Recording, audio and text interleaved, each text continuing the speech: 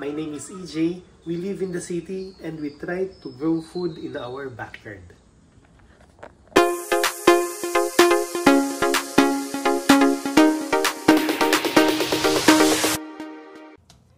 Itong mga barrel na ito ay yung aming ginawa na rain collector system. Nakakonekta siya sa alulod galing sa bubong.